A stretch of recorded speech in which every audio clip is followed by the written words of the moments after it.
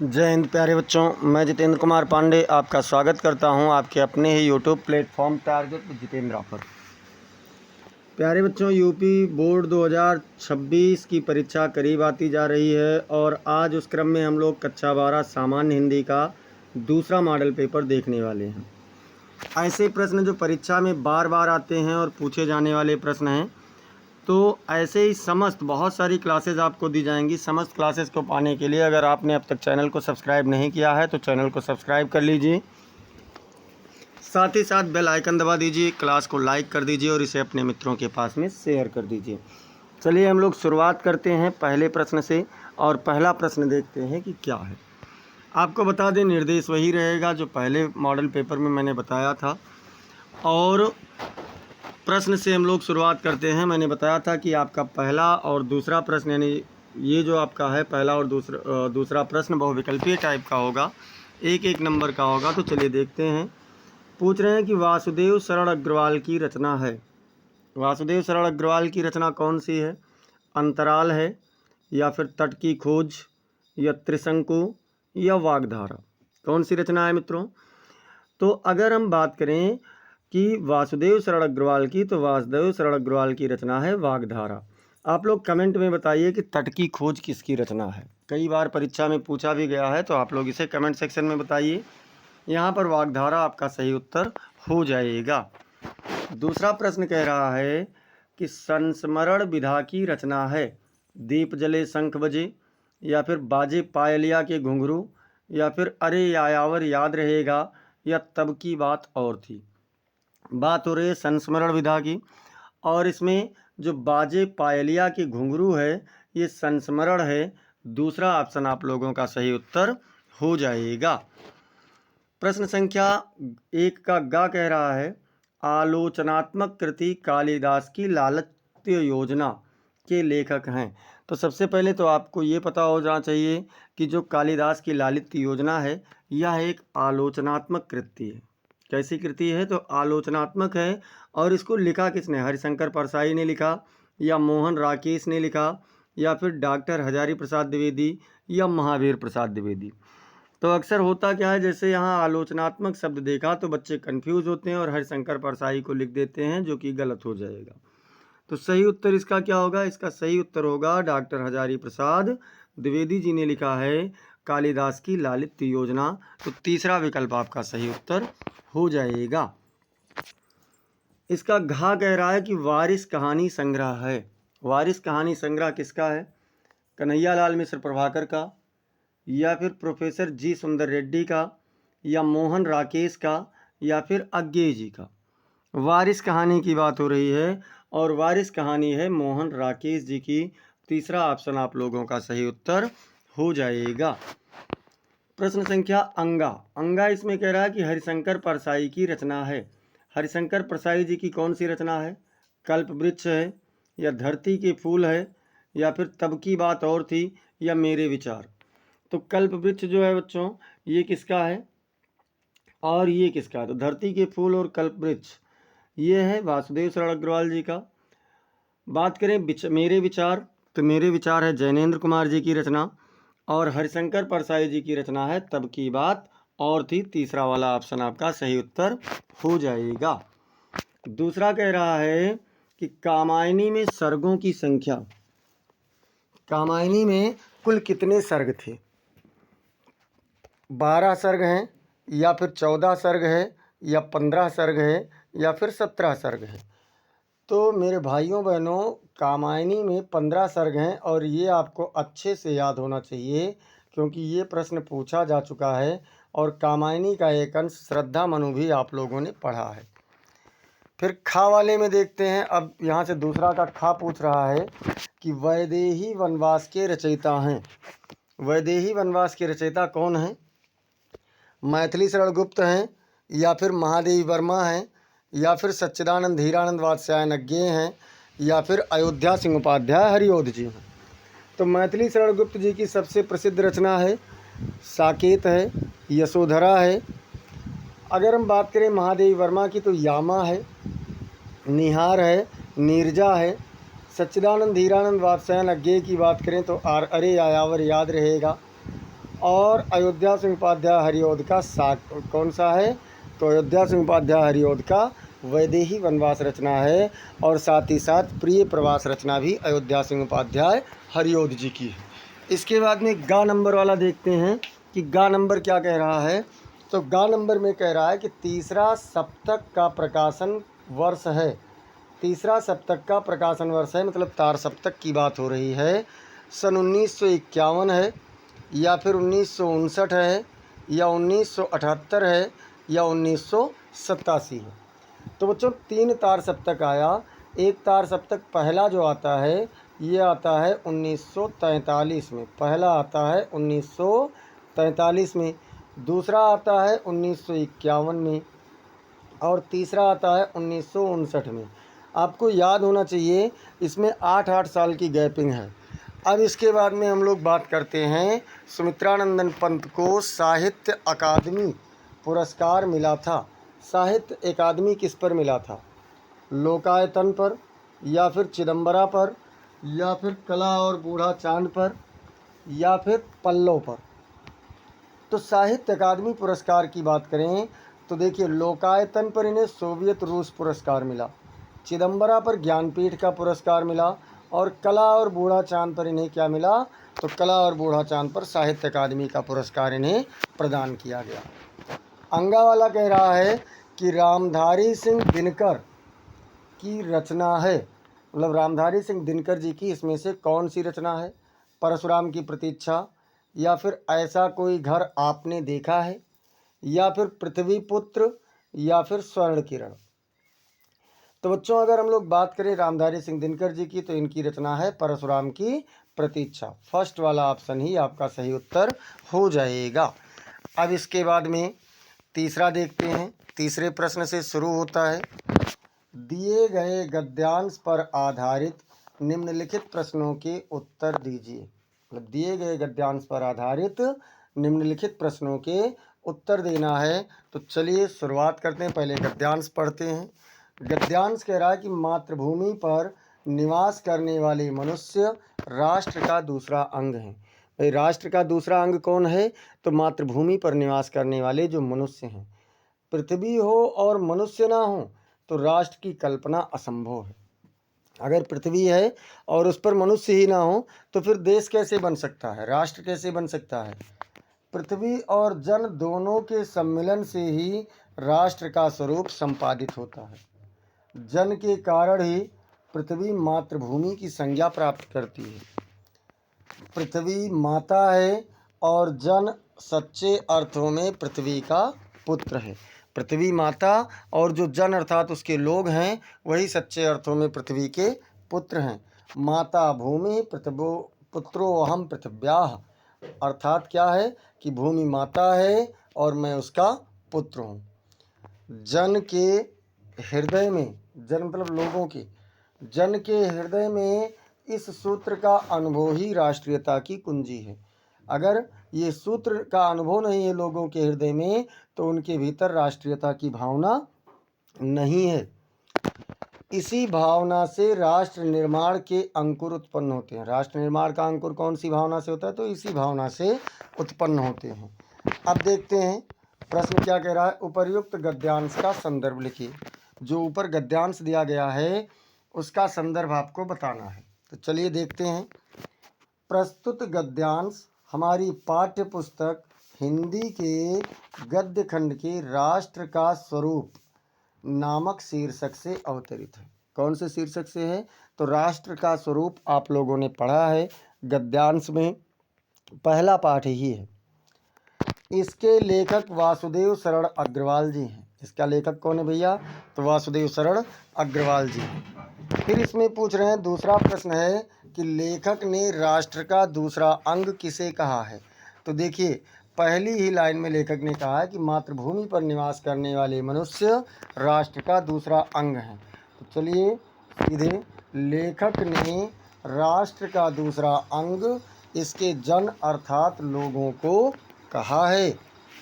अगला प्रश्न है, राष्ट्र का स्वरूप कैसे संपादित होता है?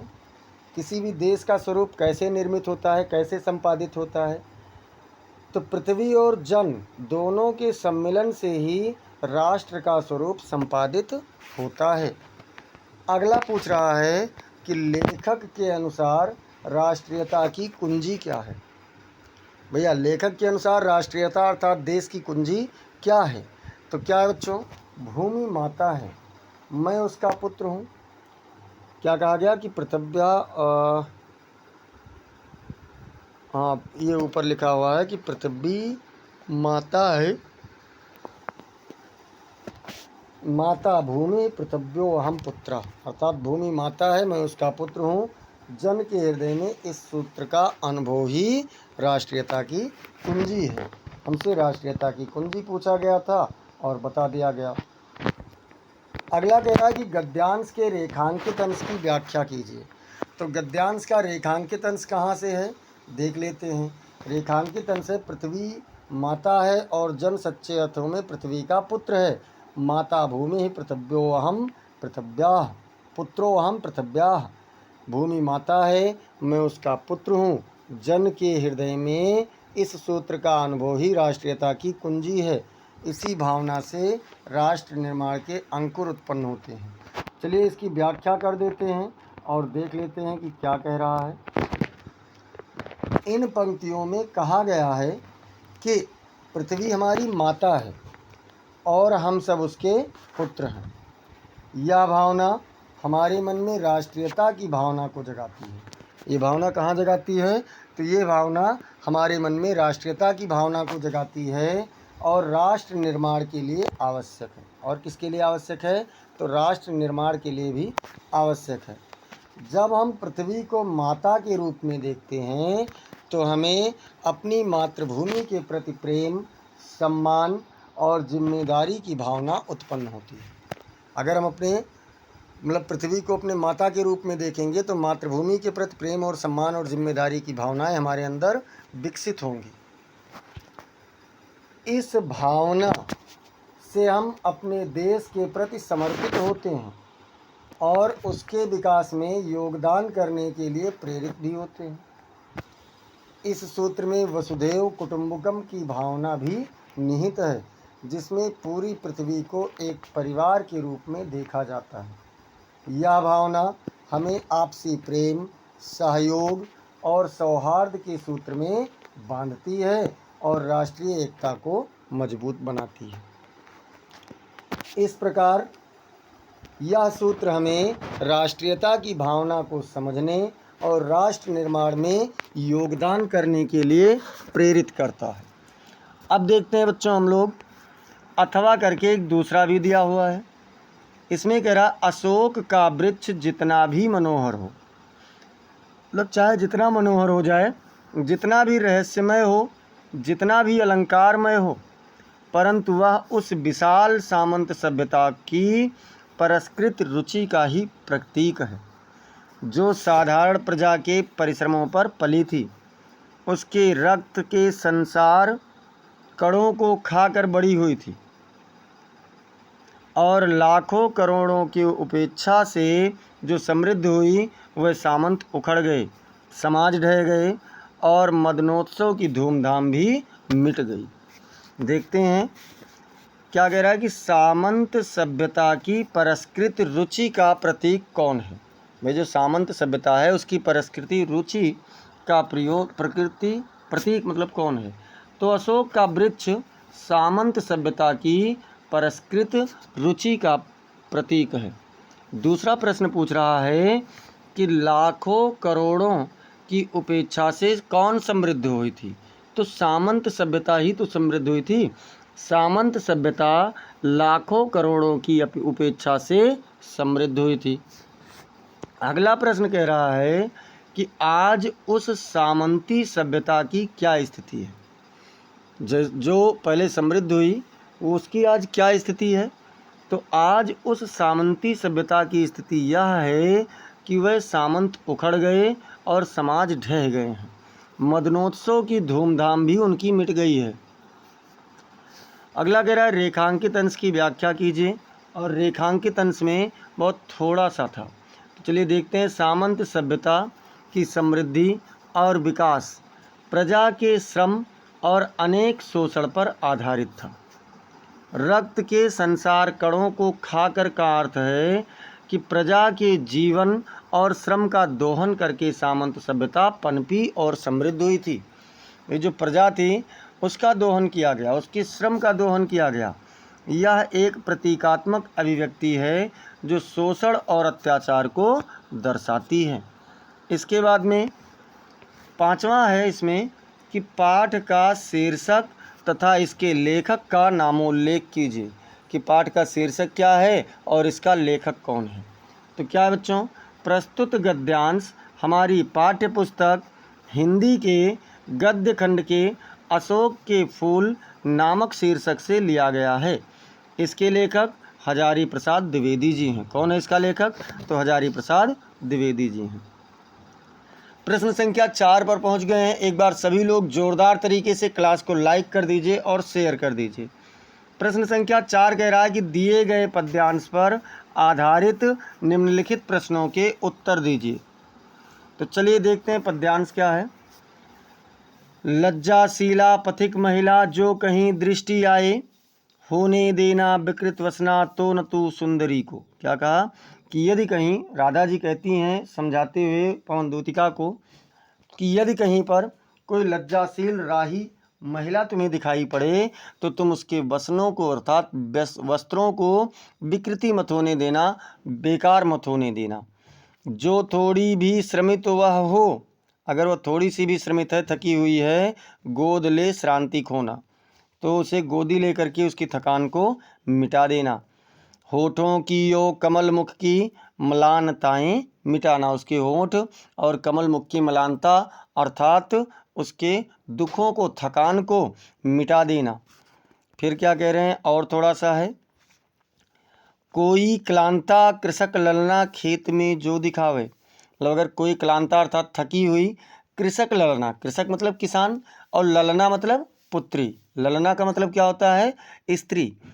तो कह रहे हैं कि अगर कोई थकी हुई किसान की स्त्री खेत में दिख जाए तो धीरे धीरे परस उसकी क्लांतियों को मिटाना। तो हे पवन, तुम धीरे धीरे उसके पास से गुजरना, उसे स्पर्श करना और उसकी थकान को मिटा देना।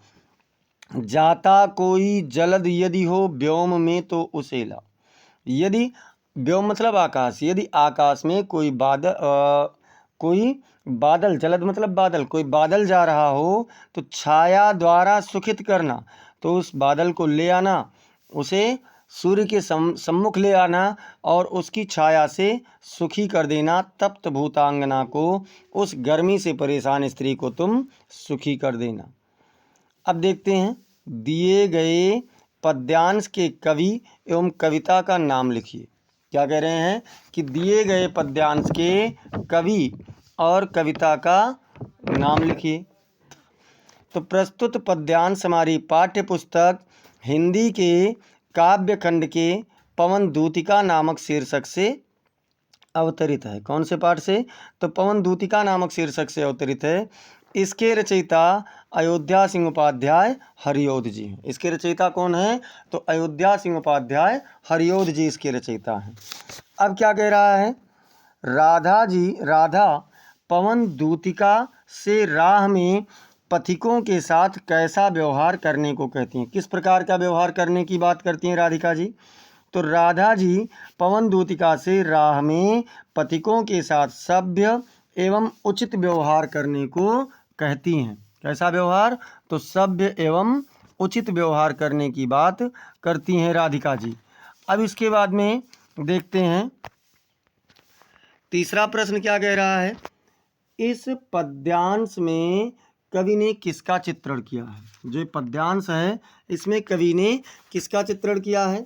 तो इस पद्यांश में कवि ने एक आदर्शवादी और संवेदनशील व्यक्ति का चित्रण किया है। किसका? तो एक आदर्शवादी और संवेदनशील व्यक्ति का, जो दूसरों के प्रति सहानुभूति और सहायता की भावना को रखता है। कवि ने विशेष रूप से महिलाओं जैसे कि पथिक महिला और कृषक ललना के प्रति संवेदनशीलता और सहायता की भावना को दर्शाया है। अब देखते हैं बच्चों चौथा, चौथे में कह रहा है कि इस पद्यांश में कौन सा अलंकार है। तो भैया क्या है, इस पद्यांश में रूपक अलंकार है, जैसे कि कमल मुख में मुख की तुलना कमल से की गई है, और साथ ही साथ अनुप्रास भी है। अब चलते हैं पाँचवें में, और पाँचवें में आपसे रेखांकित अंश का भावार्थ पूछ रहा है। रेखांकित अंश क्या है, तो रेखांकित अंश बच्चों यही इतना है, होने देना विकृत वसना तो न तू सुंदरी को। तो अब चलते हैं व्याख्या देखते हैं क्या कह रहा है। व्याख्या कह रहा, इस अंश का भावार्थ यह है कि सुंदरी महिला को किसी भी तरह की परेशानी या विकृति का सामना नहीं होना चाहिए। भाई पवन को भेज रही हैं, वायु को भेज रही हैं, तो वही उसे समझा रहे हैं कि तुम्हारे द्वारा किसी भी प्रकार की विकृति नहीं होनी चाहिए। इसके बाद में क्या कहा, कवि चाहता है कि महिला की सुंदरता और गरिमा का सम्मान किया जाए और उसे किसी भी तरह की कठिनाई या अपमान का सामना ना करना पड़े। अथवा में क्या कह रहा है, काराथी संस्कृति, काराथी संस्कृति विगत भित्ति बहुधर्म जाति गति रूप नाम बंदी जगजीवन भू विभक्त विज्ञान मूढ़ जन प्रकृति काम। लोग कैसे थे, हमारे यहाँ की जो संस्कृति थी वो कारा थी, अर्थात खाली हो चुकी थी, पूरी तरीके से खोखली थी। भित्ति बहुधर्म जाति गति रूप नाम, बहु मतलब बहुत से, धर्म जाति गति रूप नाम आदि की भित्ति अर्थात दीवारें खड़ी हुई थी। जनता के बीच में इन सब चीज़ों की बहुत सारी भेदभाव अर्थात दीवारें थी। बंदी जगजीवन, और लोगों का जो जीवन था, संसार का जो जीवन था वो बंदी था, अर्थात उस समय अंग्रेज़ों का शासन चल रहा था। भू विभक्त, भू ए पृथ्वी अलग अलग राज्यों में अलग अलग क्षेत्रों में बटा हुआ था। विज्ञान मूढ़, और विज्ञान की जानकारी लोगों को नहीं थी। जन प्रकृति काम, लोगों का एक ही प्रकृति एक ही आदत थी, काम इच्छा। आए तुम मुक्त पुरुष, और तुम इन सभी से मुक्त थे, इन सभी से अलग थे। कहने मिथ्या जड़ बंधन, मतलब सबसे क्या बताने आए, तुम स्वतंत्र होकर के आए और बताया कि ये जो जड़ बंधन है ये सब बेकार है, झूठा है। सत्य राम, केवल ईश्वर ही सत्य है। ना नृतम जयति सत्यम मा भय, अनृत्य का कभी भी जय नहीं होता, विजय नहीं होता, और सत्य कभी भयभीत नहीं होता। जय ज्ञान ज्योति तुमको प्रणाम, हे ऐसे ज्ञान की ज्योति बापू जी आपको मेरा प्रणाम है। अब देखिए इसको मैंने बता दिया, ये बापू के प्रतिपाठ से है, इसको आप लोगों को सॉल्व करना है। सॉल्व आप लोग करेंगे, और अगर कठिनाई होती है तो कमेंट सेक्शन में बताएंगे कि विगत संस्कृति की कौन कौन सी दीवारें थी। तो कौन कौन सी दीवारें थीं, बहुजाति धर्म गति रूप नाम, कौन से बहुधर्म जाति गति रूप नाम की दीवारें थी, मतलब बहुत से धर्म जाति रूप रंग नाम आदि के भेदभाव की दीवारें थी। जड़ बंधन मिथ्या है और राम सत्य हैं, जड़ बंधन मिथ्या है और राम सत्य हैं, यह उद्घोष करने कौन आया, तो महात्मा गांधी जी आए थे। ना नृतम जयति सत्यम, मतलब कि कभी भी अनृत की जय नहीं होती है, सत्य की ही विजय होती है। रेखांकित अंश का भावार्थ अभी समझा ही दिए हैं। कविता का शीर्षक और कवि का नाम तो बापू के प्रति है, और कवि का नाम आप लोग बताएंगे कमेंट सेक्शन में कि बापू के प्रति कविता किसका है। पाँचवें का का कह रहा है, पाँचवें का का कि निम्नलिखित में से किसी एक लेखक का साहित्यिक परिचय देते हुए उनकी प्रमुख रचनाओं का उल्लेख कीजिए। किसी एक, मतलब किसी एक लेखक का साहित्यिक परिचय दीजिए और उनकी प्रमुख रचनाओं का उल्लेख कीजिए। तो कौन कौन से, वासुदेव शरण अग्रवाल हैं, प्रोफेसर जी सुंदर रेड्डी हैं, डॉक्टर हजारी प्रसाद द्विवेदी हैं। चलिए वासुदेव शरण अग्रवाल जी का जीवन परिचय देख लिया जाता है। डॉक्टर वासुदेव शरण अग्रवाल जी का जन्म उत्तर प्रदेश के मेरठ जनपद में स्थित खेड़ा नामक ग्राम में 7 अगस्त सन 1904 ईस्वी को हुआ था। इनकी माता कौन थी, माता सीता देवी अग्रवाल और पिता विष्णु अग्रवाल का निवास लखनऊ में होने के कारण इनका बचपन यहीं व्यतीत हुआ। भैया बचपन कहाँ बीता? तो अर्थात लखनऊ में बीता। अपनी शिक्षा भी आपने यहीं माता पिता की छत्र छाया में रहकर प्राप्त की। तत्पश्चात काशी हिंदू विश्वविद्यालय से स्नातक होने के बाद इन्होंने एमए, पीएचडी तथा डीलिट की उपाधियां लखनऊ विश्वविद्यालय से प्राप्त की। देखिए, स्नातक की डिग्री इन्होंने काशी हिंदू विश्वविद्यालय से प्राप्त किया और एमए, पीएचडी और डीलिट की उपाधियां इन्होंने कहाँ से प्राप्त किया? तो ये इन्होंने लखनऊ विश्वविद्यालय से पाया। पाणिनिकालीन भारत नामक इनका शोध प्रबंध विद्वानों द्वारा काफ़ी सराहा गया। जो पाणिनिकालीन भारत का इन्होंने शोध किया उसे बहुत ज़्यादा सराहना मिला लोगों के द्वारा। पाली, संस्कृत, अंग्रेजी आदि भाषाओं और उनके साहित्य का गहन अध्ययन एवं अनुसंधान करके डॉक्टर अग्रवाल ने उच्च कोटि के विद्वान के रूप में पर्याप्त ख्याति अर्जित किया। फिर क्या कह रहे हैं कि आपने लखनऊ तथा मथुरा के पुरातत्व संग्रहालय में निरीक्षक के पद पर कार्य भी किया है। सन 1946 से 1951 तक सेंट्रल एशियन एक्टिविटीज़ म्यूजियम के सुपरिंटेंडेंट पद पर तथा भारतीय पुरातत्व विभाग के अध्यक्ष पद पर भी इन्होंने कार्य किया। मतलब इनका कार्यभार कैसा रहा? तो लखनऊ और मथुरा के पुरातत्व संग्रहालय में इन्होंने निरीक्षक रहे और 46 से 1951 तक सेंट्रल एशियन एक्टिविटीज़ म्यूजियम के सुपरिंटेंडेंट पद पर भी रहे और भारतीय पुरातत्व विभाग के अध्यक्ष भी रहे। 1951 में आप काशी हिंदू विश्वविद्यालय के कॉलेज ऑफ इंडोलॉजी के प्रोफेसर नियुक्त थे। मतलब कॉलेज ऑफ इंडोलॉजी के प्रोफेसर कौन बने? तो ये बने 1951 के बाद। इस प्रकार प्राचीन भारतीय साहित्य और संस्कृति का यह महान विद्वान जीवन भर अनुसंधान का प्रकाश विकीर्ण करता हुआ 26 जुलाई सन 1966 ईस्वी को परलोक सिधार गया। कब? तो 26 जुलाई 1966 ईस्वी को। अब अगर हम बात करें इनकी रचनाओं की तो वासुदेव शरण अग्रवाल की प्रमुख रचनाएं निम्नलिखित हैं। निबंध संकलन में है पृथ्वीपुत्र, कल्पवृक्ष, भारत की एकता, मातृभूमि, कला और संस्कृति, कल्पलता और वाग्धारा। आपको एक चीज़ ये भी बता दें कि ये सारी रचनाएं पूछी जा चुकी हैं बोर्ड परीक्षा के द्वारा। ऐतिहासिक एवं पौराणिक निबंध की बात करें तो इन्होंने महापुरुष श्री कृष्ण लिखा और महर्षि वाल्मीकि लिखा और मनु लिखा। तो ये 3 रचनाएं इनकी पौराणिक और ऐतिहासिक हैं। शोध ग्रंथों में इन्होंने पाणिनिकालीन भारत लिखा और समीक्षात्मक ग्रंथ में मलिक मोहम्मद जायसी कृत पद्मावत का समीक्षा किया और कालिदास के मेघदूत की संजीवनी व्याख्या किया। सांस्कृतिक ग्रंथ की बात करें तो भारत की मौलिक एकता लिखा, हर्षचरित एवं सांस्कृतिक अध्ययन लिखा, अनुवाद है ये, और हिंदू सभ्यता इन्होंने लिखा।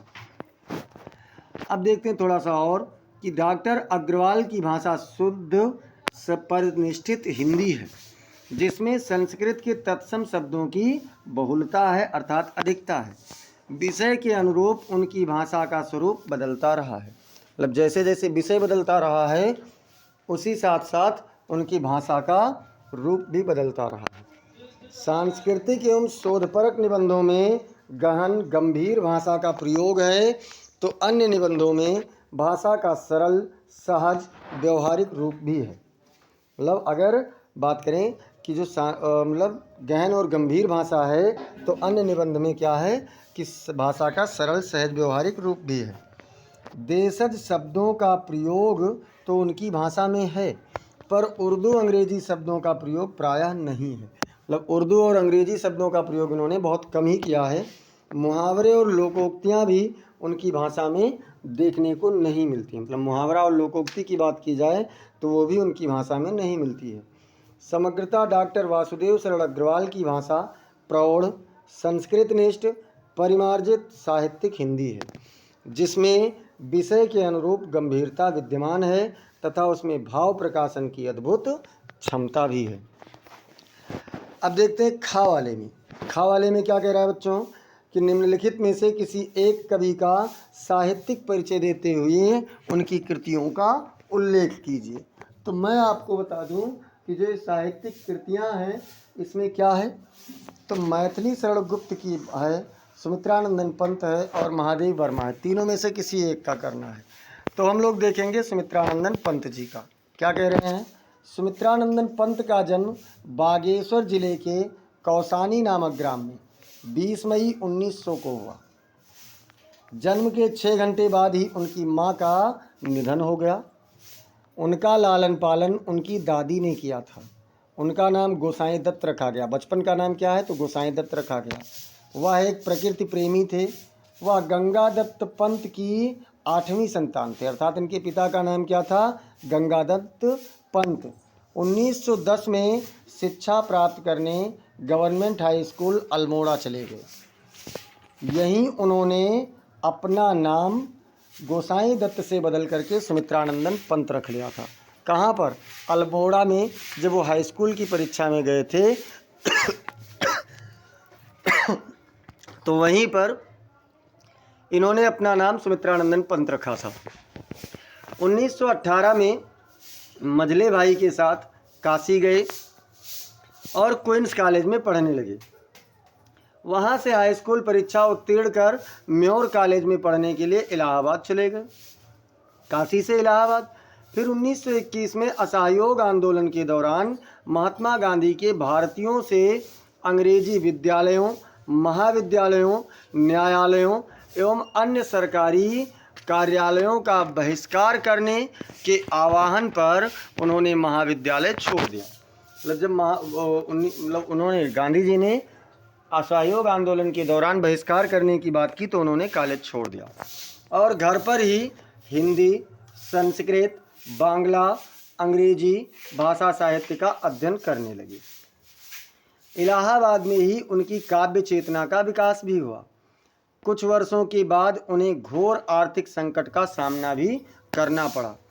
कर्ज से जूझते हुए पिता का निधन हो गया। कर्ज चुकाने के लिए ज़मीन और घर भी बेचना पड़ा। मतलब इतना कर्ज हो गया था कि ज़मीन और घर भी उन्हें बेचना पड़ा।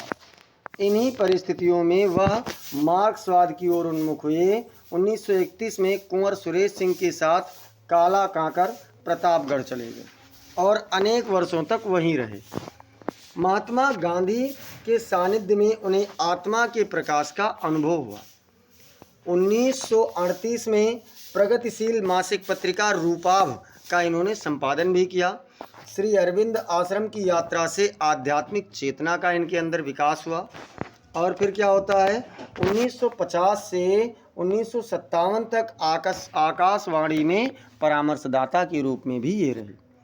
1958 में युगवाणी से वाणी काव्य संग्रहों की प्रतिनिधि कविताओं का संकलन चिदंबरा प्रकाशित होता है। कब होता है, ध्यान रखना, चिदंबरा का प्रकाशन वर्ष पूछा जा सकता है तो 1958 में प्रकाशित हुआ था, इसे जरूर ध्यान रखना, जिससे उन्हें भारतीय ज्ञानपीठ पुरस्कार प्राप्त हुआ। इसी पर उन्हें भारतीय ज्ञानपीठ का पुरस्कार मिला।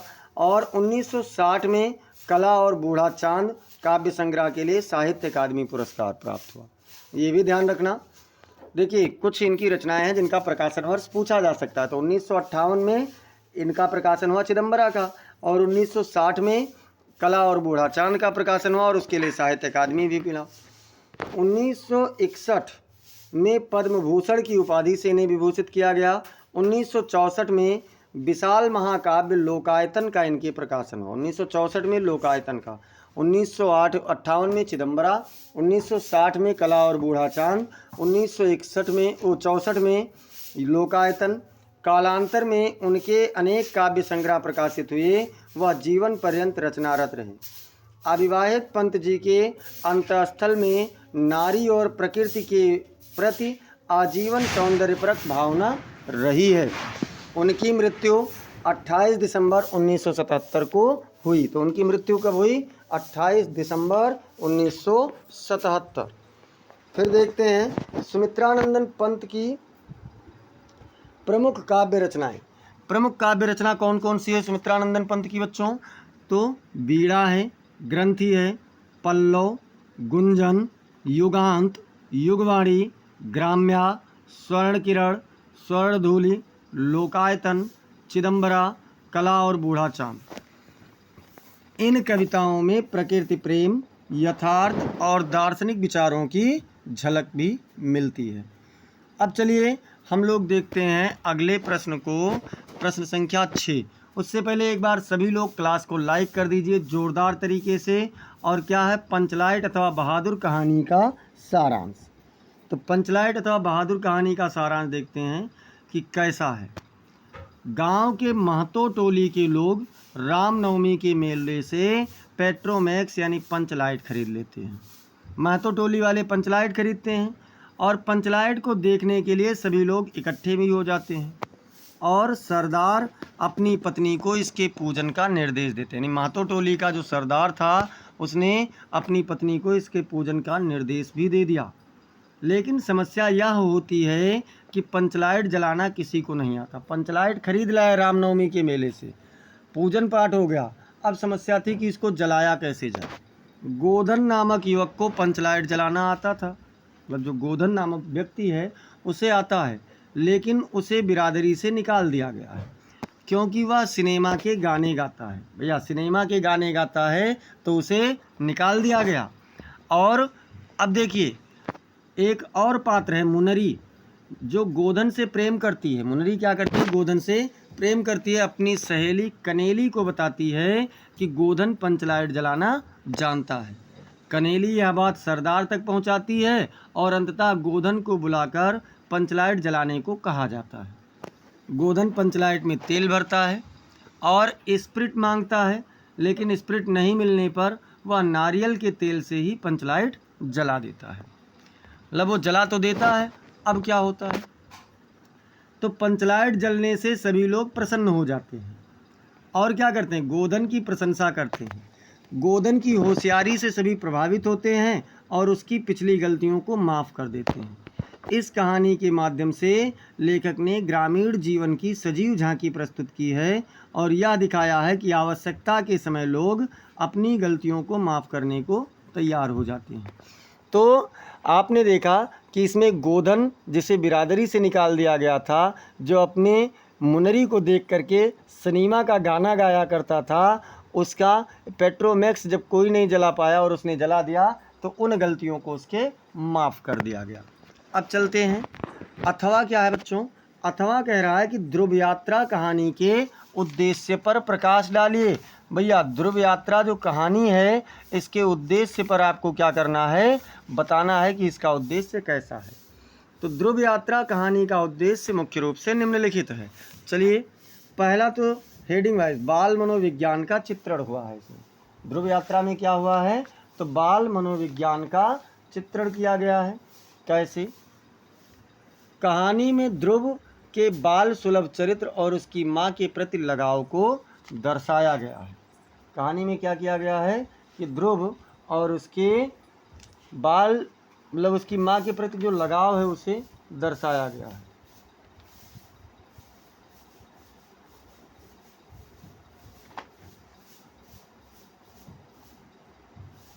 एक मिनट बच्चों, ये हमने ध्यान नहीं दिया और जो ध्रुव यात्रा वाला है ये आपका हमने ध्रुव तारा जो बने थे ना राजा उत्तानपाद के, उनके बारे में टाइप हो गया है। कोई बात नहीं, आपको मैंने एक करवा दिया है ना, एक वाला ये एक का मतलब यहाँ पर आप लोगों को मैंने इसका बहादुर पंचलाइट वाली कहानी का करवा दिया है। तो इसे आप लोग स्वयं से करना, नहीं तो अगले मॉडल पेपर में मैं इसे करवा दूंगा, पक्का वाला वादा है।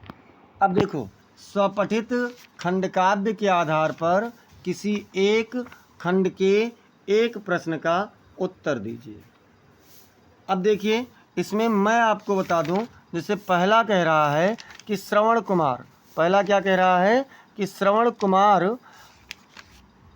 खंडकाव्य के आधार पर श्रवण कुमार की चारित्रिक विशेषताओं का उल्लेख कीजिए।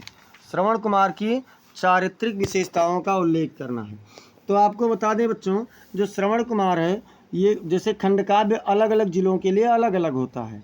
तो श्रवण कुमार खंडकाव्य मेरठ, आजमगढ़, बस्ती, रायबरेली, हरदोई, बांदा, बहराइच तथा हमीरपुर ज़िले के लिए है।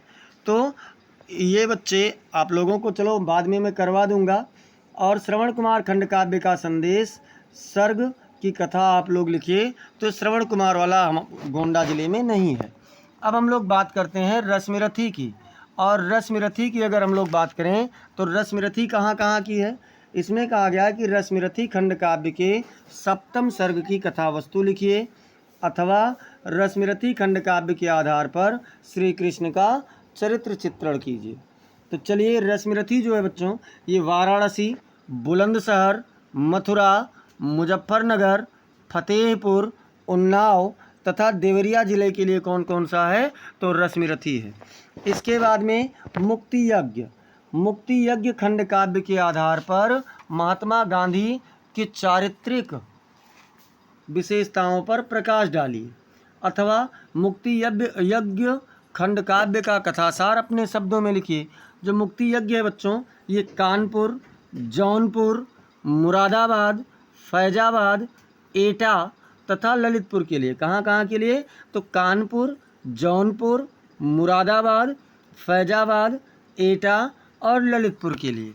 अब इसके बाद में आता है त्यागपति। क्या कह रहा है कि त्यागपति खंड काव्य के आधार पर राज्यश्री का चरित्र चित्रण कीजिए। किसका करना है, तो राज्यश्री। और राज्यश्री का चरित्र चित्रण उससे पहले जान लीजिए कि ये कहाँ कहाँ के लिए है त्यागपति। तो त्यागपति है आगरा, गोरखपुर, गाजीपुर, बरेली, सुल्तानपुर, जालौन, लखीमपुर खीरी, गोंडा, शाहजहांपुर तथा बाराबंकी जनपद के लिए कौन है, तो ये आपका है त्यागपति। चलिए, राजश्री का चरित्र चित्रण शुरुआत करते हैं। राजश्री हर्षवर्धन की बहन थी और उनका चरित्र अत्यधिक आदर्शवादी और नारी सुलभ गुणों से परिपूर्ण था। वह एक सुशील, संस्कारी और पतिव्रता नारी के रूप में चित्रित की गई है। राजश्री की विशेषताएं इस प्रकार से हैं। तो कैसी हैं राजश्री की विशेषताएं, देखिए राजश्री कौन है, एक आदर्श पत्नी है। राजश्री अपने पति के प्रति अत्यधिक समर्पित थी और उनके साथ सुख दुख में रहने के लिए तत्पर भी रहती थी। दूसरी चीज़ क्या है, उसके अंदर सहनशीलता और धैर्य भी है। राजश्री ने अपने जीवन में कई कठिनाइयों का सामना किया, लेकिन उन्होंने धैर्य और सहनशीलता का परिचय दिया। आदर्शवादिता की बात करें तो राजश्री का चरित्र आदर्शवादी है और वह अपने कर्तव्यों का पालन करने में तत्पर रहती है। फिर नारी सुलभ गुण। नारी सुलभ गुण में क्या है, राजश्री के चरित्र में नारी सुलभ गुणों का समावेश है, जैसे कि ममता, करुणा और संवेदनशीलता। इस प्रकार राजश्री का चरित्र एक आदर्श नारी के रूप में प्रस्तुत किया गया है, जो अपने कर्तव्यों का पालन करने में तत्पर रहती है और जीवन की कठिनाइयों का सामना करने में धैर्य और सहनशीलता का परिचय देती है। इसे लिखा किसने है, तो रामेश्वर शुक्ल अंचल जी ने इसे लिखा है त्यागपति। अथवा क्या कह रहा है, अथवा दोनों में से कोई एक करना है। त्यागपति खंड काव्य के द्वितीय सर्ग की कथा वस्तु पर प्रकाश डालिए। तो चलो देखते हैं द्वितीय सर्ग कैसे हैं। द्वितीय सर्ग में राजश्री के विवाह और उसके बाद के जीवन का वर्णन किया गया है। राजश्री का विवाह गृहवर्मन से होता है और वह अपने पति के साथ सुखी जीवन व्यतीत करती है, लेकिन शीघ्र ही उसके जीवन में विपत्ति आती है और उसके पति की मृत्यु भी हो जाती है। राजश्री अपने पति की मृत्यु के बाद विधवा हो जाती है और उसे कई कठिनाइयों का सामना करना पड़ता है। वह अपने भाई हर्षवर्धन के पास आश्रय लेती है और हर्षवर्धन उसकी रक्षा और सहायता के लिए तत्पर रहते हैं। इस सर्ग में राजश्री की चरित्र की विशेषताएं और उसके जीवन के संघर्षों का विस्तार से वर्णन किया गया है। राजश्री की सहनशीलता, धैर्य और आदर्शवादिता को दर्शाया गया है, जो उसे जीवन की कठिनाइयों का सामना करने में मदद करती है। द्वितीय सर्ग में कवि ने राजश्री के जीवन के उस पहलू को उजागर किया है जिसमें वह अपने पति की मृत्यु के बाद भी अपने कर्तव्यों का पालन करने और जीवन के संघर्षों का सामना करने में तत्पर रहती है। तो इस प्रकार से त्यागपति के लिए मैंने करवाया। अब देखते हैं सत्य की जीत। खंड काव्य के आधार पर दुर्योधन का चरित्र चित्रण कीजिए। तो सत्य की जीत कौन कौन से ज़िले में है? सत्य की जीत है बच्चों लखनऊ, इटावा, बलिया, बिजनौर, झांसी, बदायूं, प्रतापगढ़, रामपुर तथा पीलीभीत के लिए कौन कौन सा है? तो इसके लिए क्या है? इसके लिए क्या क्या है बच्चों? इसके लिए आपका सत्य की जीत है अथवा सत्य की जीत खंड काव्य की कथा वस्तु अपने शब्दों में लिखिए। अब इसके बाद क्या है? इसके बाद में है आलोक वृत्त। क्या है? आलोक वृत्त। और आलोक वृत्त खंड काव्य के आधार पर महात्मा गांधी का चरित्र चित्रण कीजिए। आलोक वृत्त कौन कौन से ज़िले के लिए है? तो प्रयागराज, अलीगढ़, सहारनपुर, फर्रुखाबाद, मैनपुरी, मिर्ज़ापुर तथा सीतापुर ज़िले के लिए है। अब इसमें भी 2 प्रश्न रहेंगे। अब इसके बाद में आता है संस्कृत गद्यांश। संस्कृत वाला भाग खंड खा आप लोगों का यहाँ से शुरू हो जाता है। तो चलिए और इसमें देखते हैं क्या है। याज्ञवल्क्य उवाच मतलब इसमें आपको संदर्भ सहित लिखना है। ये भी ध्यान रखना कि आप लोगों को क्या करना है, संदर्भ सहित इसका अनुवाद करना है। कह रहे हैं याज्ञवल्क्य उवाच मतलब याज्ञवल्क्य बोले, ना वा अरे मैत्रेयी मतलब अरि मैत्रेयी पत्युः कामाय पति ही प्रियो भवति। पति की इच्छा पूर्ति करने के लिए पति प्रिय नहीं होता है। पत्नी प्रिय मतलब पति की ही इच्छा पूर्ति करने से पति प्रिय नहीं होता है।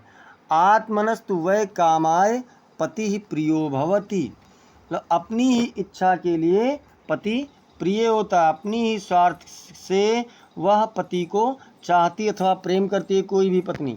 ना वा अरे जाया या कामाय जाया प्रिया भवति। ना ही पत्नी की इच्छा की पूर्ति के लिए पत्नी प्रिय होती है। आत्मनस्तु वै कामाय जाया प्रिया भवति। अपनी इच्छा पूर्ति के लिए पत्नी भी प्रिय होती है। मतलब जैसे पत्नी के लिए पति अपनी इच्छा पूर्ति के लिए प्रिय होता है, वैसे ही पति के लिए पत्नी भी अपनी इच्छा पूर्ति के लिए ही प्रिय होती है। याज्ञवल्क्य जी ने कहा, ना वा अरे पुत्रस्य वित्तस्य चा कामाय। ना वा अरे और ना ही पुत्रस्य वित्तस्य चा पुत्र और धन की चा कामाय मतलब कामना से पुत्रो वित्तम व प्रियम भवति। पुत्र व धन प्रिय होता है। आत्मनस्तु वै कामाय मतलब अपने ही कामना के लिए पुत्रो वित्तम व प्रियम भवति। पुत्र व धन प्रिय होता है। ना वा अरे सर्वस्य कामाय सर्वम प्रियम भवति। और ना ही सबकी कामना के लिए सब प्रिय होते हैं। आत्मनस्तु वै कामाय सर्वम प्रियम भवति मतलब अपनी ही कामना के लिए सभी लोग प्रिय होते हैं। इसका आशय ये है कि मनुष्य जो कुछ भी करता है वो अपनी कामना के लिए ही करता है। अब संदर्भ में अगर बात करें तो क्या है बच्चों, प्रस्तुत संस्कृत गद्यांश हमारी पाठ्य पुस्तक हिंदी के संस्कृत खंड के याज्ञवल्क्य मैत्रेयी संवाद नामक शीर्षक से लिया गया है। सॉरी, शीर्षक का नाम यहाँ पर गलत टाइप हो गया। इसका नाम है आत्मज्ञः एवं सर्वज्ञः। आत्मज्ञः एवं सर्वज्ञः नामक शीर्षक से लिया गया है। याज्ञवल्क्य मैत्रेयी संवाद नामक कोई पाठ ही नहीं है। ये किस पाठ से बच्चों? तो आत्मज्ञः एवं सर्वज्ञः। अब देखिए जो मैंने अभी आपको पढ़ाया है उसे आप लोग क्या कर सकते हैं, यहाँ से उसका अर्थ मतलब अनुवाद स्क्रीनशॉट के रूप में ले लीजिए। अब इसके बाद अथवा, दोनों में से कोई एक करना होता। अथवा में क्या है? संस्कृत साहित्यस्य आदिकवि वाल्मीकि, मतलब संस्कृत साहित्य के आदिकवि वाल्मीकि, महर्षि व्यासा, महर्षि व्यासा मतलब महर्षि व्यास, कविकुल गुरु कालिदास, अन्य च भास भारवी भवभूत्यादयो, और अन्य भास भारवी भवभूति आदि महाकवयः स्वकीय ग्रंथ रत्ने अद्यापि अपने ग्रंथ रत्नों से आज भी पाठ का नाम हृदय विराजन्ते, पाठकों के हृदय में विराजमान हैं। मतलब संस्कृत साहित्य के आदिकवि वाल्मीकि, महर्षि व्यास, कविकुल गुरु कालिदास और अन्य भास भारवी भवभूति आदि महाकवि अपने ग्रंथ रत्नों से आज भी पाठकों के हृदय में विराजमान हैं। इयं भाषा अस्माभिः मातृसमं सम्माननीया वंदनीया च, ये भाषा हमारे माता के समान सम्माननीय और वंदनीय है। यतो भारत मातुः स्वातंत्र्यं गौरवम् अखंडत्वं संस्कृतमेकत्वञ्च संस्कृतेनैव सुरक्षितं शक्यन्ते, जिससे भारत माता की स्वतंत्रता, गौरव, अखंडता और सांस्कृतिक एकता, सांस्कृतिक मेकत्वंच मतलब और सांस्कृतिक एकता, संस्कृते नैव मतलब संस्कृत से ही, संस्कृतेन एवं मतलब संस्कृत से ही सुरक्षितुम शक्यन्ते मतलब सुरक्षित हो सकता है। इयं संस्कृत भाषा सर्वासु भाषासु प्राचीनतमा श्रेष्ठा च अस्ति, यह संस्कृत भाषा सभी भाषाओं में प्राचीन और श्रेष्ठ है। ततः सुष्ठोक्तम, इसलिए सही कहा गया है। भाषासु मुख्या मधुरा दिव्या, भाषाओं में मुख्य मधुर और दिव्य भाषा गीर्वाण भारती अर्थात देववाणी संस्कृत ही है इति। अब देखते हैं बच्चों संदर्भ में, तो संदर्भ में क्या कह रहा है? प्रस्तुत संस्कृत गद्यांश हमारी पाठ्य पुस्तक हिंदी के संस्कृत खंड के संस्कृत भाषाया महत्वम नामक शीर्षक से लिया गया है। मतलब प्रस्तुत संस्कृत गद्यांश हमारी पाठ्य पुस्तक हिंदी के संस्कृत खंड के संस्कृत भाषाया महत्वम नामक शीर्षक से लिया गया है। जो अभी मैंने अनुवाद बताया है स्क्रीनशॉट ले लीजिए। इतने का स्क्रीनशॉट हो चुका हो तो एक बार हैंड रेज करके या यस सर लिख करके भेजिए और देखते हैं। अब इसके बाद इतना नीचे वाला हिस्सा भी स्क्रीनशॉट कर लीजिए। इसके बाद में दिए गए खा वाले में क्या कह रहा है कि दिए गए पद्यांशों में से किसी एक का ससंदर्भ हिंदी में अनुवाद कीजिए। मतलब जो दिया गया पद्यांश है इसमें से किसी एक का ससंदर्भ हिंदी में अनुवाद करता है। नामे रोचते भद्रम वा उलूकस्याभिषेचनम, अक्रुद्धस्य मुखम पश्य कथम क्रुद्धो भविष्यति। ठीक है, इसमें कहा गया है, क्या कहा गया कि उल्लू मतलब नामे रोचते भद्रम, मुझे तुम्हारा, उल्लूकस्याभिषेचनम मतलब तुम मुझे, हे उल्लू मुझे तुम्हारा राज्याभिषेक अच्छा नहीं लगता है। अक्रुद्धस्य मुखम पश्य, बिना क्रोध के मुख देखो। कथम क्रुद्धो भविष्यति, क्रोध में कैसा होगा। इसमें क्या है? प्रस्तुत क्या कहा कि प्रस्तुत संस्कृत श्लोक हमारी पाठ्य पुस्तक हिंदी के संस्कृत खंड के उलूक जातकम नामक शीर्षक से लिया गया है। कौन से शीर्षक से? उलूक जातक नामक शीर्षक से। अब इसका आप स्क्रीनशॉट कर लीजिए तो हिंदी अनुवाद भी आपको यहाँ पर मिल जाएगा। फिर देखते हैं बच्चों अथवा। अथवा में क्या कह रहा है? सुखार्थिना कुतो विद्या, विद्यार्थिना कुतो धनम, सुखार्थी वा त्यजेत विद्याम, विद्यार्थी वा त्यजेत सुखम। संस्कृत में अनुवाद करने से पहले संदर्भ देख लीजिए। प्रस्तुत संस्कृत श्लोक हमारी पाठ्य पुस्तक हिंदी के संस्कृत खंड के सुभाषित रत्नानि नामक शीर्षक से लिया गया है। कौन से शीर्षक से लिया गया है? तो सुभाषित रत्नानि नामक शीर्षक से लिया गया है। अनुवाद में देखते हैं। अनुवाद से पहले चलो यही कर लो। सुखार्थिनः कुतो विद्या, मतलब सुख चाहने वाले को विद्या कहाँ। विद्यार्थिनः कुतो सुखम, और विद्या चाहने वाले को सुख कहाँ। सुखार्थी वा त्यजेत विद्याम, इसीलिए सुख की इच्छा वाले को विद्या छोड़ देनी चाहिए। विद्यार्थी वा त्यजेत सुखम, अथवा विद्या की इच्छा रखने वाले को सुख छोड़ देना चाहिए। आप लोग इसका स्क्रीनशॉट कर लीजिए, स्क्रीनशॉट कर लीजिए। और इसके बाद में देखते हैं प्रश्न संख्या 9। प्रश्न संख्या 9 में आप लोगों को चलने से पहले एक बार क्लास को अब तक लाइक कर दिया जाना चाहिए आपके द्वारा। अगर अभी तक नहीं किया गया है तो लाइक कर दीजिए और अपने मित्रों के पास में इसे शेयर भी कर दीजिए। निम्नलिखित मुहावरों में से किसी एक का अर्थ लिखकर वाक्य में प्रयोग कीजिए। दाल में काला होना। दाल में काला होना का अर्थ क्या होता है?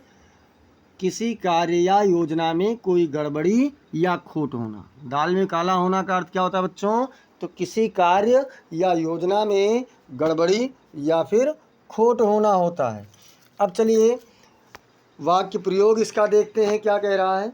उसके चेहरे की मुस्कुराहट से ही पता चल गया था कि इस बार की योजना में ज़रूर दाल में कुछ काला है। दूसरा देख लेते हैं, तलवार की धार पर चलना अर्थात खतरे लेना। इसमें क्या कह रहा है? वह अपने कार्यों में सफल होने के लिए तलवार की धार पर चलता है। वह अपने कार्यों में सफल होने के लिए तलवार की धार पर चलता है। तीसरा क्या कह रहा है? कोई एक करना है लेकिन मैंने सबको दे दिया है।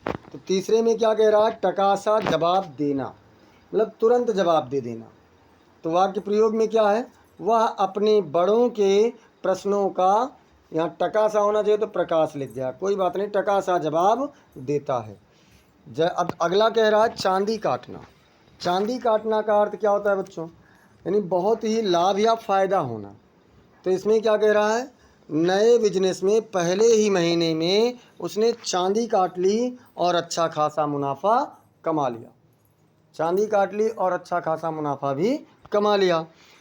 अब चलते हैं प्रश्न संख्या 10 कह रहा है अपठित गद्यांश पर आधारित निम्नलिखित प्रश्नों के उत्तर दीजिए। अपठित गद्यांश है और इस पर आधारित आपको प्रश्नों का उत्तर देना है। तो चलिए पहले हम लोग अपठित गद्यांश पढ़ते हैं। यह सत्य है कि उम्र के अंतिम पड़ाव पर वरिष्ठ नागरिकों को अपनी अनेक शारीरिक व्याधियां सिर उठा लेती हैं, परंतु यह उनकी वास्तविक समस्या नहीं है।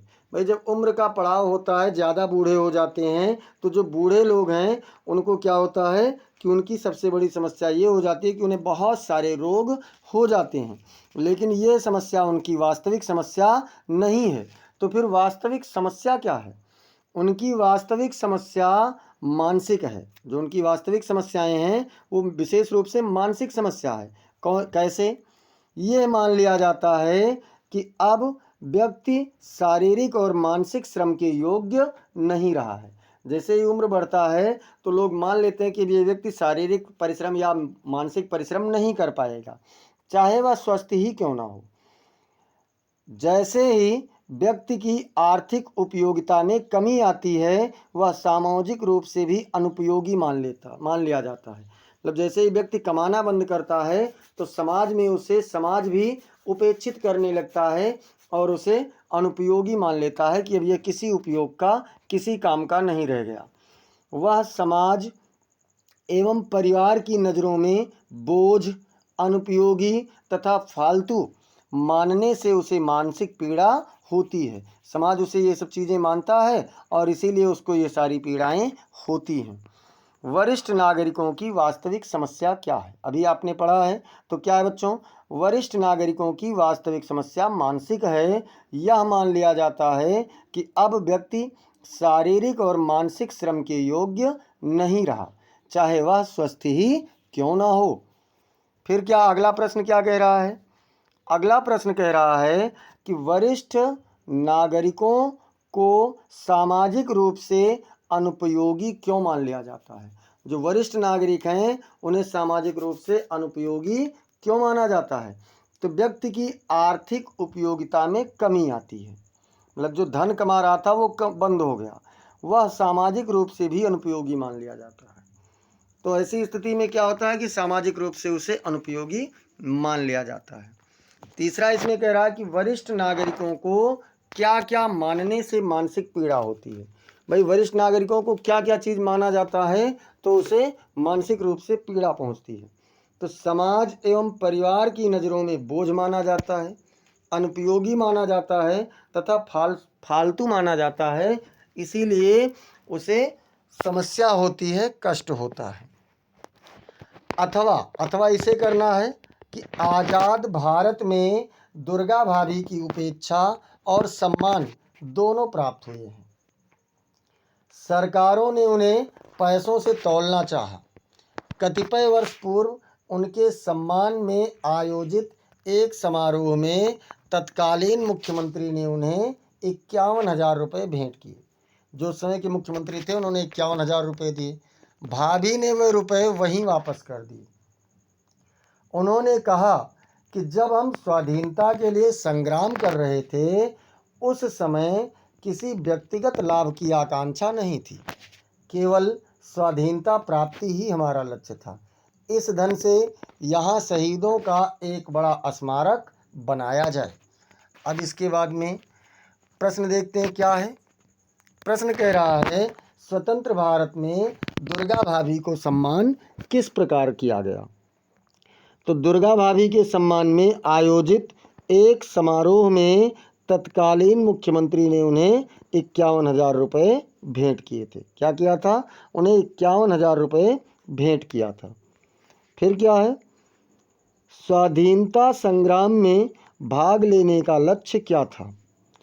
तो स्वाधीनता संग्राम में भाग लेने का लक्ष्य केवल स्वाधीनता प्राप्ति था। क्या था? केवल और केवल स्वाधीनता प्राप्ति था। इसके बाद में दुर्गा भाभी को सम्मान में जो धन भेंट किया गया उसे किस हेतु प्रयोग करने के लिए लौटा दिया गया था? मतलब किस कारण से उसे दुर्गा जी ने लौटा दिया? तो दुर्गा को सम्मान में जो धन भेंट किया गया उसे शहीदों का एक बड़ा स्मारक बनाने हेतु प्रयोग करने के लिए लौटा दिया गया था। प्रश्न संख्या 11 देखते हैं बच्चों। 11 नंबर क्या कह रहा है? निम्नलिखित शब्द युग्मों का सही अर्थ चयन करके लिखिए। जो निम्नलिखित शब्द युग्म हैं इनका सही अर्थ का चयन कीजिए और लिख दीजिए। तो शब्द युग्म क्या है? कह रहे हैं सकल और सकल, मतलब दोनों सकल में क्या अंतर है? तो क्या पदार्थ और संपूर्ण होगा, या संपूर्ण और खंड होगा, या आकृति और प्रकृति होगा, या फिर मुख और संकालु होगा? तो बच्चों जो पहला सकल है इसका अर्थ होता है संपूर्ण, और दूसरे सकल का अर्थ क्या होता है? खंड होता है। तो क्या हो जाएगा? संपूर्ण और खंड, यानी कि बी वाला विकल्प आपका बिल्कुल सही उत्तर हो जाएगा। इसमें कह रहा है अंश और अंशु, अंश और अंशु में बताना है कि क्या होगा? भाग और सूर्य, या फिर सूर्य और भाग, या भाग और किरण, या फिर किरण और वरुण। क्या होता है? तो अंश मतलब भाग, और अंशु, अंशु मतलब क्या होता है? सूर्य। तो भाग और सूर्य इसका हो जाएगा ए वाला विकल्प आपका सही उत्तर हो जाएगा।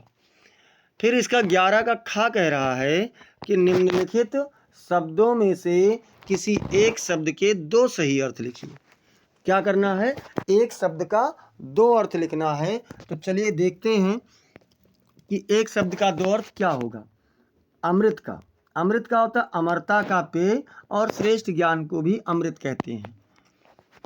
वर का अगर देखें तो वर मतलब दूल्हा भी होता है, और वर का मतलब वरदान भी होता है। पयोधर, ये आप लोगों का है। कमेंट सेक्शन में आप लोग बताइए कि पयोधर का 2 अर्थ आप लोग बताइए, कमेंट सेक्शन में तुरंत बताइए। और काल का मतलब क्या होता है? मृत्यु और समय। काल का मतलब क्या होता है बच्चों?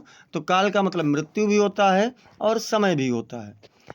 फिर इसमें कह रहा है गा वाले में निम्नलिखित वाक्यांशों के लिए एक सही शब्द का चयन करके लिखिए जिसका नाश कभी नहीं होता। तो जिसका नाश कभी नहीं होता है उसे क्या कहा जाता है? अस्थाई या फिर अविनाशी या अनश्वर या फिर चिरंजीवी। तो जिसका नाश कभी नहीं होता उसे अनश्वर कहा जाता है। नश्वर किसे कहा जाता है? जिसका नाश होता है। और अनश्वर किसे कहा जाता है? जिसका नाश नहीं होता है। दूसरे में क्या कह रहा है? जिसने राष्ट्र के हित में अपना जीवन बलिदान कर दिया उसे क्या कहेंगे? देशभक्त कहेंगे या त्यागी कहेंगे या राष्ट्रपुत्र कहेंगे या फिर शहीद कहेंगे। तो जिसने अपने जीवन का बलिदान कर दिया है उसे शहीद कहा जाएगा। राष्ट्र हित में जिसने अपने जीवन का बलिदान कर दिया हो उसे शहीद कहा जाता है। घा वाला कह रहा है कि निम्नलिखित में से किन्हीं दो वाक्यों को शुद्ध करके लिखिए। मैं आपके उज्जवल भविष्य की अभिलाषा करता हूँ। तो क्या हो जाएगा? मैं आपके उज्जवल भविष्य की कामना करता हूँ। अगला क्या है बच्चों?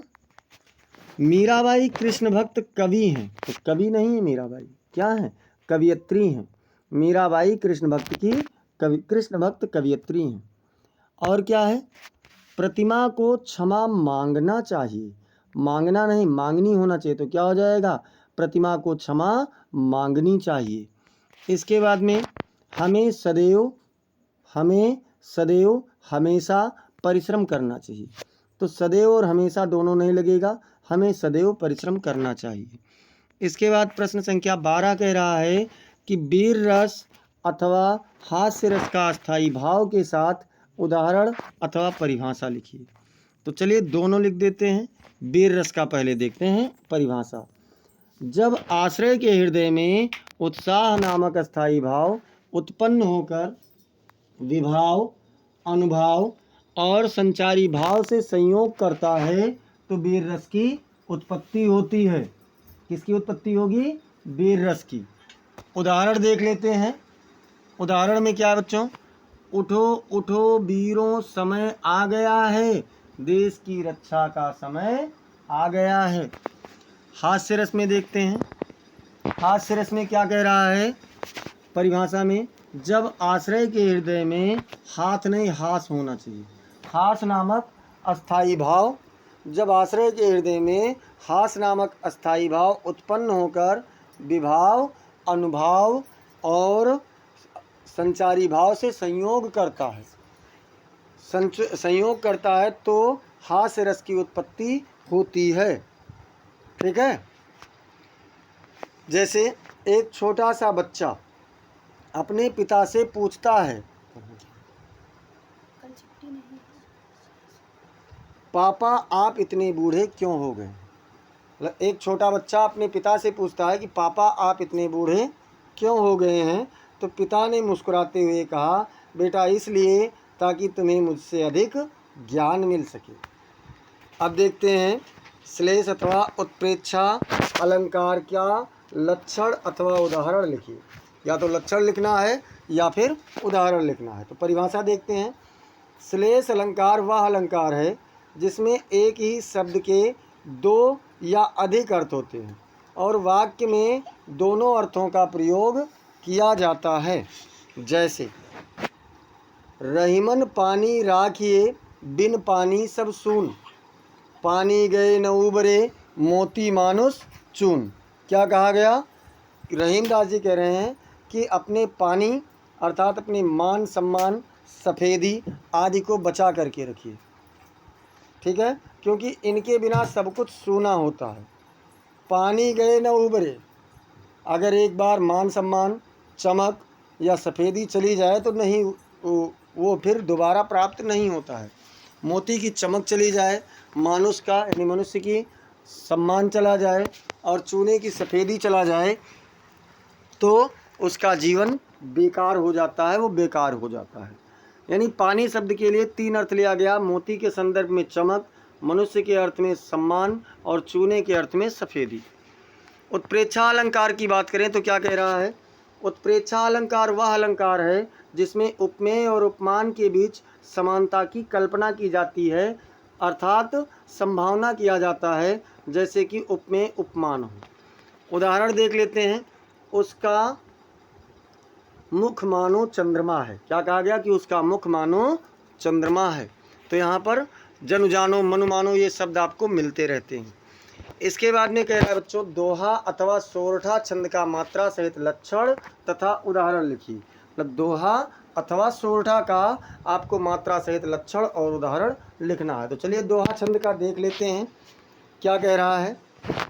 दोहा छंद एक अर्ध सम्मात्रिक छंद है। दोहा कैसा छंद है? तो एक अर्ध सम्मात्रिक छंद है जिसमें 4 चरण होते हैं। पहले और तीसरे चरण में 13 और दूसरे और चौथे चरण में 11 मात्राएं होती हैं। पहले और तीसरे में 13, दूसरे और चौथे में 11 मात्राएं होती हैं। जैसे उदाहरण में देख लीजिए, सुखी सपूत जननी धन, जो पितु प्राण आधार, बड़े भाग तिनके सदा, जिनके सुत विचार। तो यहाँ पर अगर आप देखेंगे मात्राओं की गणना करेंगे तो आपको मिल जाएगा। सोरठा छंद की बात करें तो क्या कह रहा है? सोरठा छंद भी एक अर्धसम्मात्रिक छंद है जो दोहा छंद का उल्टा होता है। इसमें भी 4 चरण होती हैं, लेकिन मात्रा का क्रम दोहा से विपरीत होता है। पहले और तीसरे चरण में 11 मात्राएं और दूसरे और चौथे चरण में 13 मात्राएं होती हैं। चलिए देखते हैं। कितने बासर बीते, जगत में जस बीतते दिन, नित हुई हैं सुलभ सुजस चले, जंगे कर्म कीट। ठीक है, तो ये इसमें देखिए कितने, 1 2, यहाँ पर 2 हैं, 4 2 6 1 7 2 9 और 1 11। 11 मात्रा पहले चरण में हो गई। बीते तक में 1 2 3 2 5 1 6 7 8 9 2 11 12 13 यहाँ पर हो गया। अब कह रहे हैं प्रश्न संख्या 13 कह रहा है बच्चों कि दैनिक समाचार पत्र में प्रकाशित विज्ञापन के आधार पर संविदा सफाई कर्मी पद पर नियुक्ति हेतु संबंधित जनपद के जिलाधिकारी को एक आवेदन पत्र लिखिए। अथवा क्या करना है? अथवा किसी बैंक की स्थानीय शाखा प्रबंधक को अपनी पुस्तक की दुकान खोलने हेतु ऋण प्राप्ति के लिए एक आवेदन पत्र लिखिए। तो चलिए लिख देते हैं शाखा प्रबंधक वाला। सेवा में श्रीमान शाखा प्रबंधक महोदय, भारतीय स्टेट बैंक, धानेपुर, गोंडा। अब देखते हैं विषय में क्या कह रहे हैं। विषय आपको लिखना होगा, पुस्तक की दुकान खोलने के लिए ऋण प्राप्ति के लिए आवेदन। चलो भैया।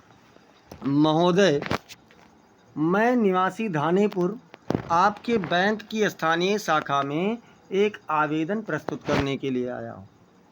मैं अपनी पुस्तक की दुकान खोलने के लिए ऋण प्राप्त करने के लिए आवेदन कर रहा हूँ। मेरी योजना एक पुस्तक की दुकान खोलने की है जिसमें मैं विभिन्न प्रकार की पुस्तकें बेचूंगा। मुझे लगता है कि यह एक अच्छा व्यावसायिक अवसर है और मैं इसे सफलतापूर्वक चला सकता हूँ। मुझे ऋण की आवश्यकता है जो कि 1 लाख होगी। मैं इस ऋण को 6 महीने की अवधि में चुकाने का वादा करता हूँ। मैंने एक व्यावसायिक योजना तैयार की है जिसमें मैंने अपने व्यवसाय के लक्ष्यों, वित्तीय प्रक्षेपण और ऋण चुकौती की योजना का विवरण दिया है। अब देखते हैं, मैं आपके समक्ष निम्नलिखित दस्तावेज प्रस्तुत करता हूँ। दस्तावेज कौन कौन से भैया, ये भी तो बताना पड़ेगा। तो व्यावसायिक योजना है, पहचान पत्र है, पता प्रमाण है, आय प्रमाण पत्र है, अन्य आवश्यक दस्तावेज भी हैं। अब इसके बाद में मैं आपसे अनुरोध करता हूँ कि मेरे आवेदन पर विचार करें और मुझे ऋण प्रदान करें। मैं आपके बैंक की शर्तों और नियमों का पालन करने के लिए तैयार हूँ। धन्यवाद। इसके बाद में क्या लिखेंगे? आपका विश्वासी काखागा। यहाँ पर नाम बिल्कुल भी मत लिखना। अब यहाँ देखिए प्रश्न संख्या 14 कह रहा है, निम्नलिखित विषयों में से किसी एक विषय पर अपनी भाषा शैली में निबंध लिखिए। तो चलो भैया देखते हैं, 5 विषय होते हैं इसमें। पर्यावरण प्रदूषण है, विद्यालयों में स्वास्थ्य शिक्षा का महत्व है, शिक्षा का गिरता हुआ स्तर है, इंटरनेट लाभ और हानियां हैं, भारतीय कृषि एवं विज्ञान है। निबंध में देखते हैं बच्चों, हम लोग कौन सा लिखेंगे? विद्यालयों में स्वास्थ्य शिक्षा का महत्व क्या है, इसके बारे में हम लोग लिखेंगे। विद्यालयों में स्वास्थ्य शिक्षा का महत्व बहुत अधिक है। स्वास्थ्य शिक्षा छात्रों को अपने शारीरिक और मानसिक स्वास्थ्य के बारे में जागरूक करती है। स्वास्थ्य शिक्षा क्या करती है? तो शारीरिक और मानसिक स्वास्थ्य के बारे में जागरूक करती है। इससे वे स्वस्थ जीवन शैली अपनाने के लिए प्रेरित होते हैं। स्वास्थ्य शिक्षा के माध्यम से छात्र स्वच्छता, पोषण, व्यायाम और मानसिक स्वास्थ्य के महत्व को समझते भी हैं। स्वास्थ्य शिक्षा के अभाव में छात्र कई स्वास्थ्य समस्याओं का सामना कर सकते हैं, जैसे कि शारीरिक कमजोरी, मानसिक तनाव और बीमारियां। विद्यालयों में स्वास्थ्य शिक्षा प्रदान करने से छात्रों को अपने स्वास्थ्य के प्रति जिम्मेदार बनाया जा सकता है। इससे न केवल छात्रों का स्वास्थ्य सुधरेगा, बल्कि वह अपने परिवार और समाज में भी स्वस्थ आदतें फैलाने में मदद करेंगी। स्वास्थ्य शिक्षा के द्वारा छात्र स्वस्थ खान पान, नियमित व्यायाम और तनाव प्रबंधन के तरीकों को सीख सकते हैं। इससे उनकी शारीरिक और मानसिक क्षमता में वृद्धि होगी और वह अपने लक्ष्यों को प्राप्त करने में सक्षम होंगे। स्वास्थ्य शिक्षा से छात्रों को अपने शरीर की देखभाल करने और बीमारियों से बचाव के तरीके भी सिखाए जा सकते हैं।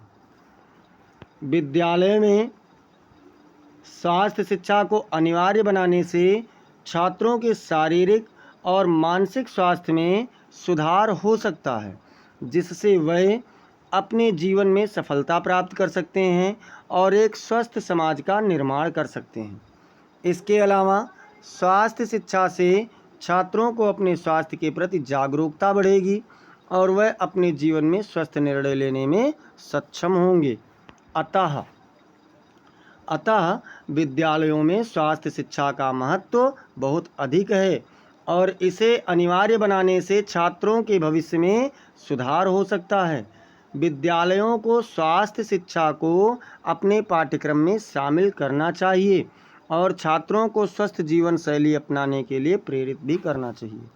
इस प्रकार से बच्चों, हिंदी का आज हम लोगों ने दूसरा मॉडल पेपर देख लिया है। और आप लोगों को बता दें, अगर आप लोगों ने अब तक चैनल को सब्सक्राइब नहीं किया है बेटा, तो सब्सक्राइब कर लीजिए। बहुत ही शानदार क्लासेस मिलेंगी। क्लास को आप लोग लाइक कर दीजिए और इसे आप अपने मित्रों के पास में ज़रूर शेयर किया कीजिए ताकि उनकी भी तैयारियां हो जाएं। क्लास को आप लोग कमेंट सेक्शन में ज़रूर बताएं कि आपको क्लास कैसी लगी। अगर किसी प्रकार के सुझाव की आवश्यकता है, कहीं कुछ सुधार की आवश्यकता है, तो उसे भी आप लोग कमेंट सेक्शन में अवगत कराएं। मिलते हैं फिर अगली क्लास में, तब तक के लिए जय हिंद, जय भारत।